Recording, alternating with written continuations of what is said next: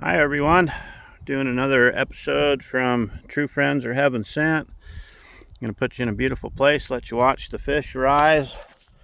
We ended up to where me and Boswood are heading to Alaska, and this is chapter 27, and here we go. Alaska bound. We stayed the night at Mom's since she and Scooby would be taking us to Salt Lake City Airport early the next morning. We needed to get there early enough to pick up my ticket, buy Boz's plane ticket, and get my shotgun checked in. Our moms dropped us off in front of our terminal. It was a sad time saying our goodbyes and I love yous. We got to the ticket counter where the lady explained that boys like Boz had their own special place where he would be safe and comfortable.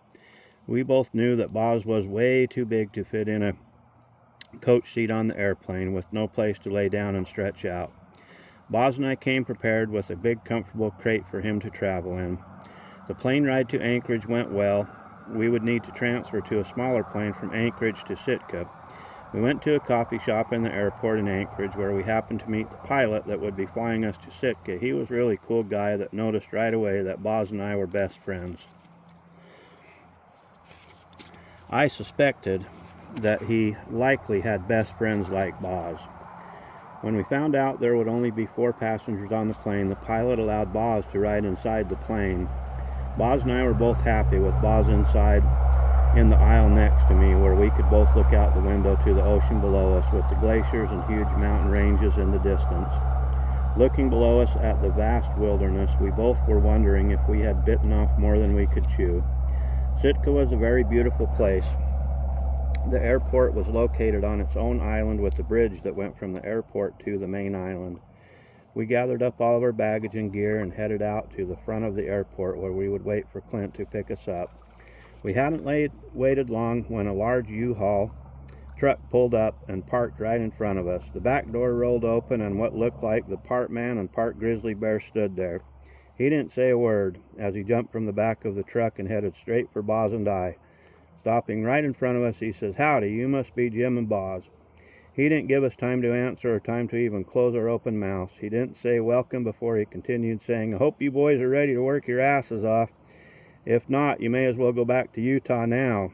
Again, we had no time to respond before he reached out and grabbed my hand, pulling us both into a huge bear hug. As he released us, he said, "Jump on into the back, boys. We can't get on the barge till morning, so we'll be camping out in the back of this truck. We'll stop and grab stuff to make us some sandwiches, then we'll have some work to do before we get on the barge in the morning. I'll give you a tour of Sitka, as this may be your only chance to see it." Wow, that statement sent both Boz and I into a panic. We hadn't said a word as the bear man Clint picked up some of our gear and helped us up into the U-Haul truck. We were both a speechless trance.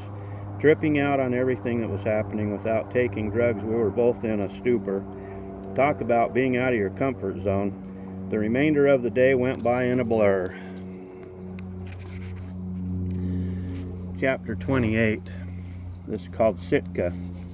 Sleeping in a sleeping bag in the back of a U-Haul parked out by the shipping docks was a whole new experience. Not a bad experience, just different. Waking to the sounds of the seabirds, the ship and boat engines and truck traffic, definitely way different than the stillness of the marsh and its sounds that we were used to. Boz and I were awake, but I was still inside my sleeping bag in the back of the truck when Clint fired up the engine. The wild man drove the truck heading to get us breakfast before we started the day. I climbed up into the passenger seat in the cab of the truck, taking in the new sights and sounds of this Alaska seaport. There were boats so big that neither Boz and I would have ever expected them to be able to float, even without all the heavy cargo that they carried, stacked on the decks and in the holds of the ship's barges. Cranes and trucks made me think of a large anthill, the busy ants moving to and fro and loading valuable cargo. Fishing boats were everywhere, in and around the harbor, their nets and large fishing poles catching glints of the early morning light blinking and shining like distant stars. Bald eagles, ravens, and seabirds flew the sky, looking to snatch an easy meal. It seemed that all the workforce of this island was concentrated right here in this harbor. It was so amazing. Sitka was first owned and settled by Russians before the United States of America purchased it from them. There was an old Russian Orthodox cathedral. The original church had been built in 1848 and is one of the oldest Orthodox churches in America. The church had been maintained scrupulously. It was so beautiful and is still in use to this day. Sitka, being an island, was surrounded by water, with drastic tree-covered mountains that met the strikingly blue waters of the ocean. The trees covered the mountains fully. The trees, like billions of sentinels, standing thickly and majestically. Pine trees, red and yellow cedars, a plethora of green trees, so many of them foreign to my eyes. They covered the mountains area like a blanket from top to bottom. A continuous flow like thick snow, only green. The bald eagles were so thick in the trees and in the sky that several remained in my sight no matter where I looked. It was all so breathtakingly beautiful, giving me thrilling chills throughout my body. This is chapter 29, called The Barge.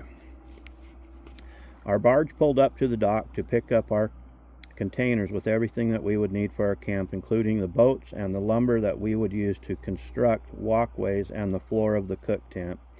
I'd seen trains pulling these types of containers on flatbed rail carts, transporting goods to supply the world's needs. The containers weren't that much smaller than a diesel truck with a reefer and a 60-foot trailer behind it. In other words, they could hold a lot of stuff. I watched as a crane lifted our containers above the water, placing them onto the back of the barge. Clint took off to return the U-Haul and go to the airport. He was going ahead of the barge in a float plane so that he could find the closest place where the barge could get close enough so that we would be able to unload it in 6-hour window that we would have before the tide drop. Clint would have to pay for another day's fee for the barge if we were unable to get it unloaded in time. If the tide went down, the barge would need to pull out into deeper water and wait 12 hours for the tide to come back in and be right for us to finish unloading it. We had a feeling that we were not going to have any asses left after working them off. The temperature here was cool and made for a pleasant ride on the barge. The view was impressive. The temperate rainforest here in southeast Alaska was full of so many varieties of vegetation and wildlife everywhere I looked. Taking it all in helped my mood, since the barge operator was not a friendly fellow. He hardly spoke a word to Boz and I as he chugged along about 10 miles per hour. I was reminded of my slow drives through a steep mountain pass back home, northern Utah, in my truck, enjoying the scenery, except we're not going up and down hills.